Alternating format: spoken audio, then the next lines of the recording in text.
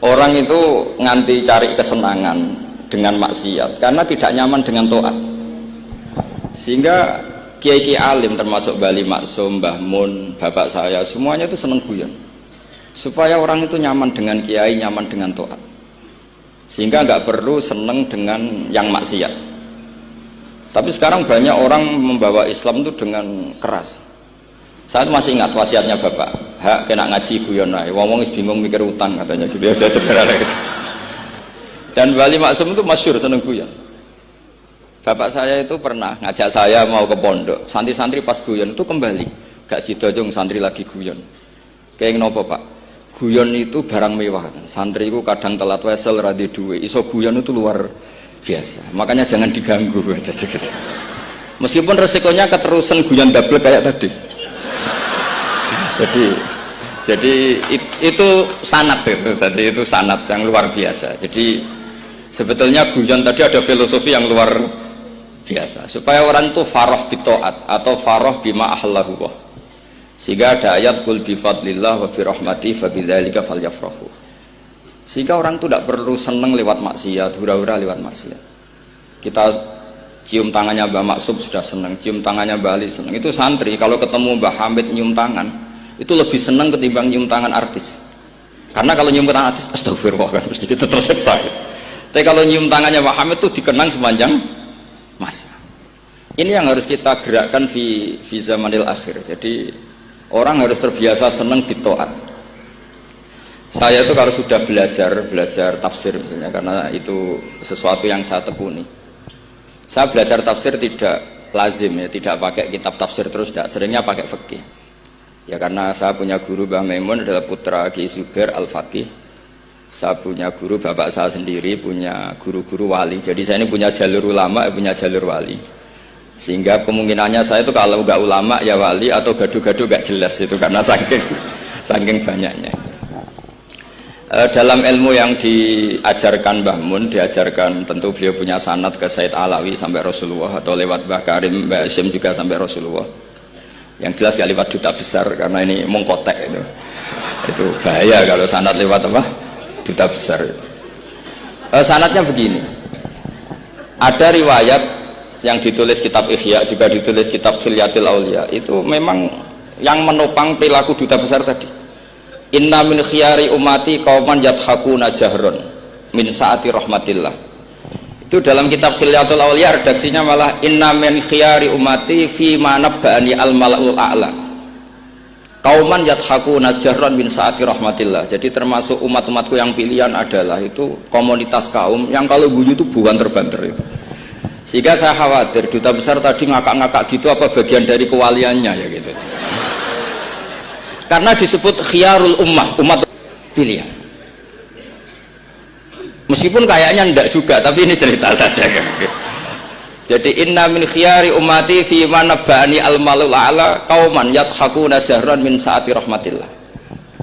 Lalu saya mikir kenapa itu jadi khiyarul ummah. Bali itu masyhur seneng guyon. Mbah Mun ya masyhur seneng guyon. Bapak saya seneng guyon. Saya dulu itu iskal, ada kaji itu terkenal agak punya will itu ya agak maksiat agak ceritanya ini agak katut juta besar tadi makanya saya ngomong perempuan. Kaji itu agak ada gosip suka will. Ketika Mbah Mun ketemu bapak saya itu bilang begini, lho Nur, bapak saya namanya Rosalim, apa iku ayu kok nganti kajiku senang. Lho ayu bah bakasannya tentang ayu. Saya dulu iskal kenapa Ki bakas wong ayu gitu. Tapi setelah saya tambah alim tambah tahu itu sama harus ikrar memang tambah alim, paham itu artinya tambah alim.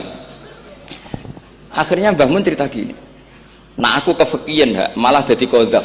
Jadi qadzaf misalnya gini, Anda terlalu Islam serius, pasti komentarnya gini, kaji kok demenan, kaji kok katut wedoan.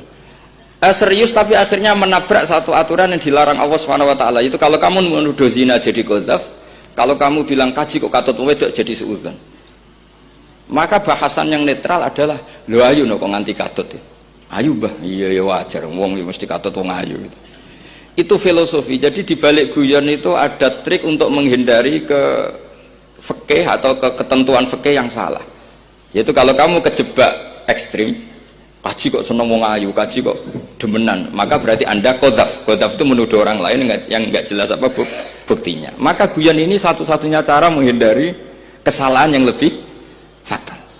Sehingga di sini dibutuhkan kemampuan seni mengelola agama supaya agama ini tetap ceria.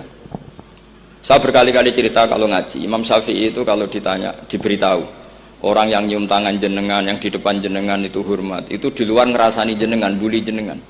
Jawabnya Imam Syafi'i itu tertawa-tawa. Baguslah, berarti saya wibawa. Di depan saya buktinya tidak berani. Kata. Jadi enteng saja. Dijawab enteng saja. Baguslah, berarti saya wibawa. Nyatanya di depan saya tidak berani. Tapi banyak orang membenci jenengan karena fikih jenengan. Jawabnya Imam Syafi'i seneng lagi. Baguslah, nggak seneng saya pasti nggak pernah ngutang saya. Coba kalau kamu seneng juta besar itu pasti minta tolong. Mau masuk apa saja lah. Tapi kalau benci Pak Duta besar pasti malu kan minta tolong. Untung mana kamu dibenci orang sama disenangi orang. Karena kalau dibenci orang yang benci itu pasti tidak utang kamu, tidak ngerepoti kamu, tidak senang. Jadi Imam Syafi'i itu ngadepi dunia itu enteng saja, diberitahu itu orang itu nggak suka kamu gini-gini. Ya bagus lah. Sehingga beliau ngendikan terkenal sekali. Waman asa'a ilaika faqad atlaqaka. Orang yang berbuat buruk sama kamu berarti membebaskan kamu. Karena orang ini pasti gak akan ngerepoti kamu. Jadi ulama-ulama dulu ciri khasnya adalah ar-ridho anillah, melihat apa saja itu sudah ridho. Dan ridho itu ekspresi paling gampang ya ceria, seneng. Nah kemudian tadi kan saya bilang terakhir ini yang paling terakhir saya baca trik menjaga perbedaan ini tetap kondusif.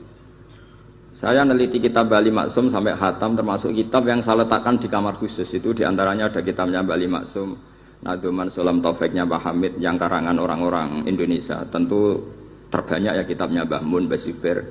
Bahkan saya masih punya catatan tangan tulisannya Basim Asyari karena beliau pernah nyurati buyut saya ketika khatam Sahih Muslim yang keluarga Kudus.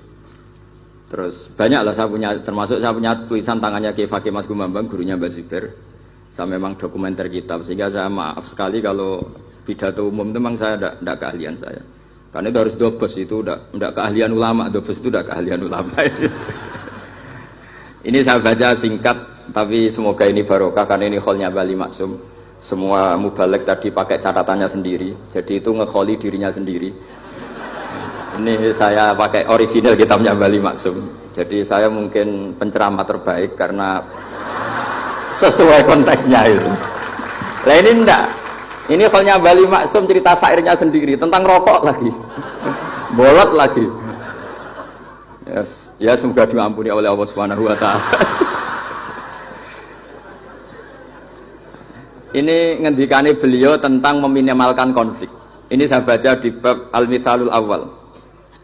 Jawazu hibati thawabil qiraah wa shadaqah lil mayyit wa usuli thawabil qiraah wa a'malid birril mayyit. Kita berkeyakinan bahwa yasinan, tahlilan itu sampai ke mayit. Itu boleh kita hadiahkan dan sampai ke mayit. Kata Bali Maksum, wa wa min masailil furu' al khilafiyah. Fala yajuzu bi sya'nihi itharatul fitan wal jidal wal inkar. Alal qail wal amili bihi wala alal mukhalif. Ini dari awal masalah khilafiyah. Sehingga gak perlu jadi konflik yang berkelanjutan, baik kita menuntut yang melakukan itu atau menuntut yang menentang itu. Karena dari awal ini masalah furu'iyah. Sing nglakoni nggih monggo, sing nentang nggih napa? Monggo. Selama ini kan kita yang melakukan memaksa orang lain menerima, yang menentang memaksa orang lain menghentikan. Ini tidak fair kata Bali. Kata beliau itu gak fair. Wala yang bagi ayaqa bainahuma ma la yang bagi wuquhu bainal akhwaini muslimaini. Kata beliau, wala in kana lil mani'i mustanadun fa inna li ghairihi mustanadan kadzalik. Kalau yang melarang tahlilan, melarang yasinan dikirimkan ke mayit itu punya mustanad, punya sanad, yang bagi yang membolehkan juga punya sanad. Kalau ada kiai yang kalau pidato nangis itu sanadnya banyak dan benar, tapi yang uraan kayak Pak Duta Besar juga banyak. Semuanya ada sanad. Jadi kata beliau sederhana saja, kalau al-mani'un, orang yang menolak itu punya sanad, kita yang membolehkan juga punya sanad. Tapi kata beliau dengan enteng, dengan ceria, ini masalah furu'iyah. Nggak perlu jadi itsaratul fitan wal jidal wal khisam. Kata beliau nggak perlu jadi perdebatan. Makanya pesan saya sama santri-santri kerap ya, sebetulnya masalah kita ini tercerabut dari ilmu. Coba dari awal Anda katakan yang tidak kunut itu Abu Hanifah, yang kunut itu Imam Syafi'i, maka melihat orang tidak kunut itu keren karena Al-Hanafi, pengikut mazhab Hanafi. Yang kunut juga keren karena pengikut mazhab Syafi'i. Tapi kita tidak, di zaman akhir kunut dan tidak kunut ini jadi politik identitas. Sehingga yang nggak kunut itu Muhammadiyah misalnya, yang kunut itu NU. Mana ada Basim Asy'ari sebagai mujaddid atau mujtahid yang mengharuskan kunut, atau Mbah Ahmad Dahlan yang melarang apa? Kunut.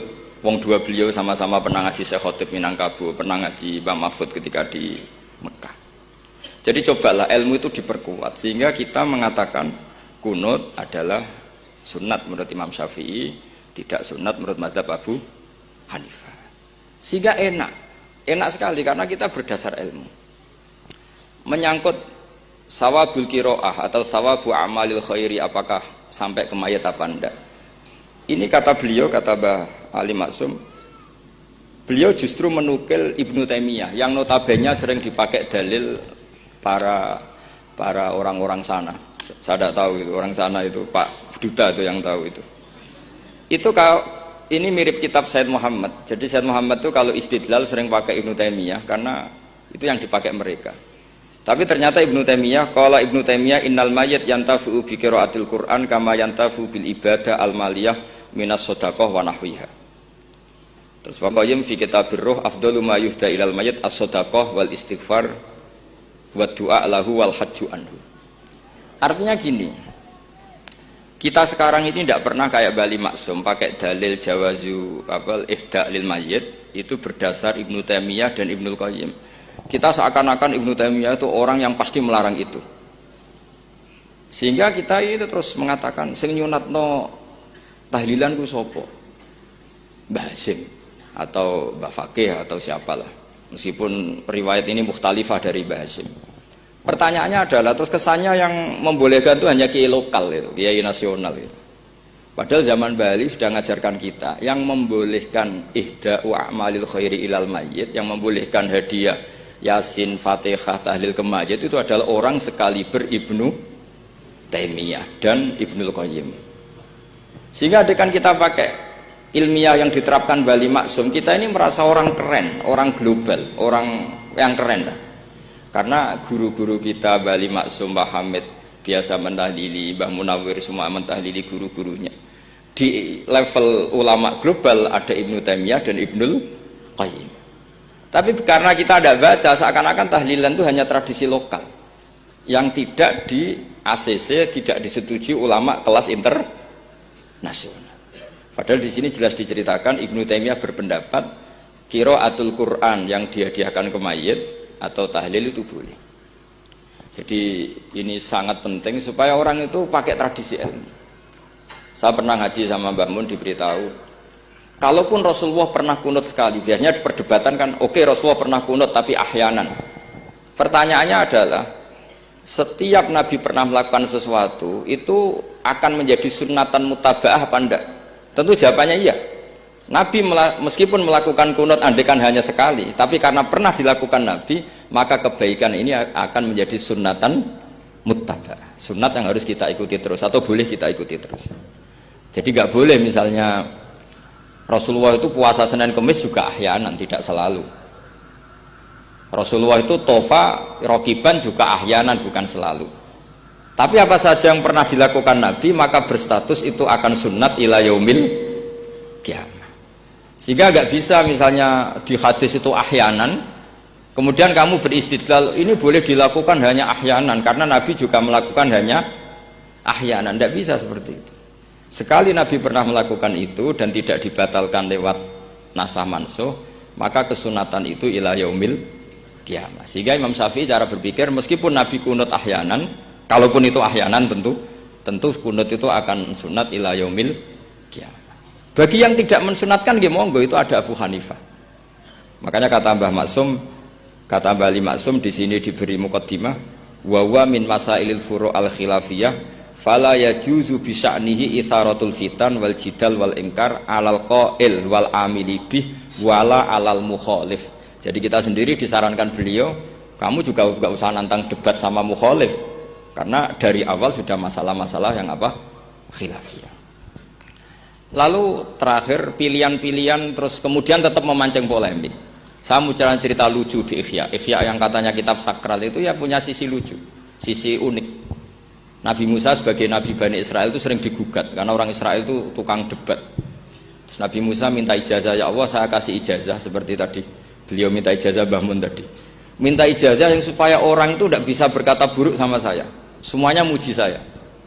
Jawabannya Allah itu unik. Ya Musa, hadza syai'un lam asna'hu li nafsi, fa kaifa asna'uhu bika. Aku pangerane sering disalahpahami, pemenah kue katanya. Jadi makanya kalau ada orang bully beda faham itu biasa. Kata Allah, hadza syai'un lam asna'hu li nafsi, itu sesuatu yang saya tidak melakukan untuk diri saya sendiri. Kata Allah, saya ini Tuhan yang mengatakan saya punya anak ya banyak, yang anggap saya bakhil ya banyak, yang salah paham dengan saya banyak, padahal saya ini Tuhan. Kalau saya mau tak bungkam semua itu saja tidak saya lakukan. Apa menaiki terima Nabi. Makanya ini semoga ini saya gojlok Pak Duta Besar jadi pahala beliau. Karena diantara pahala itu disebabkan digojlok orang. Jadi kalau beliau tadi gojlok saya, sekarang tak balas, kayaknya pasti menang saya karena beliau sudah tidak bisa ke panggung lagi. Yang jelas saya kagum, ya saya puji betul Gus Zofur ketika dari awal memberi gelar Ad-Dobosi tadi ternyata betul. Tapi saya pastikan itu ada sanadnya, yaitu inna min khiyari ummati fima nabba'ani al-malul a'la qauman yadhakuna jarron min saati rahmatillah. Jadi diantara umat Allah yang pilihan adalah umatku yang kalau umatnya Rasulullah tentu yang kalau terbanter-banter karena min saati rahmatillah. Saya bayangkan kalau saya di rumah dikasih makan gratis, dikasih minum gratis, kemudian di rumah itu saya merengut saja, itu kan kurang syukur. Wis ora bayar kok merengut gitu. Sama kita pakai buminya Allah, pakai airnya Allah, pakai oksigennya Allah. Modal guyu ya orang gelemen merengut itu. Itu kalau Allah tersinggung pasti Allah ngendikan falyatub robban siwa iwal yakhruj min tahti ardi wasama. Silahkan mencari Tuhan selain saya kata Allah dan keluarlah dari langit saya, dari bumi saya. Daripada diusir pangeran wis ning donya ceria wae, guyu-guyu wae, sementing aja dhewean apa guyu wis ngoten mawon. Wassalamualaikum warahmatullahi wabarakatuh.